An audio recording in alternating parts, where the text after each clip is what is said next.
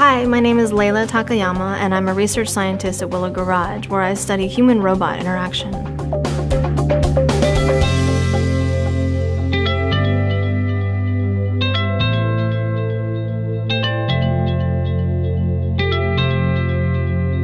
Robots open up new kinds of questions about what it means to, say, perceive agency. Why is it that we seem to feel like these things are sort of alive, even though we rationally know that they're not?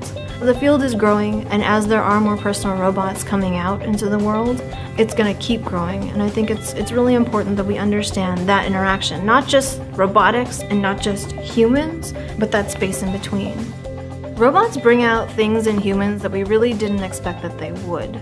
I'm coming from a background that's more psychology and communication, so I'm a human sciences kind of person. I've seen it built, I've seen it taken apart. I understand that it comes down to metal. But at the end of the day, when you stick someone in a room with a robot that's interacting with them, they really can't help but interact with it as if it was something else, as if it was more alive. And that's really interesting from a social science perspective, right? It tells us something about how we as humans behave with things that we think seem sort of alive. We understand, we're very rational, we know they're machines, and yet we interact with them in ways that suggest we believe otherwise. And that's interesting, and it's something that we can design for.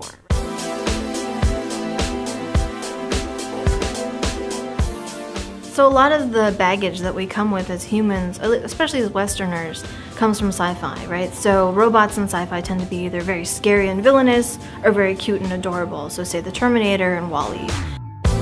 Minimizing the intimidation factor is really hard. Because it's big, because it's capable, it can be intimidating. So we do tend to give it poses that are less intimidating. So we tend to kind of fold the arms. You don't see a lot of them running around like this because that would be intimidating. Like when they first designed the TR35 heads, they wanted to have a whole bunch of cameras stacked on top of its head, and it looked like a tarantula. It's not that you want everyone to run up and hug it, it's just that you don't want everyone to see it and run the other way.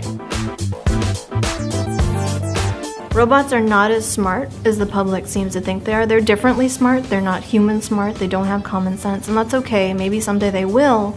But if we can design them in a way, in terms of the behavior and their looks, that set expectations lower, then we have a chance of beating those expectations. If you make a robot's head tall and thin, people think it's an egghead, it's smart, right? It's really intelligent, and that's not what we wanted. We wanted more of the caveman head. If we can get more end users interacting with robots and using robots, I think we can learn a lot about both people and about the promise of robotic technology. So instead of us waiting around for fully autonomous robots, I think if we take those baby steps, starting with teleoperation or starting with, just a joystick controller, let's see what we can get done now and how can we make these things useful for people today.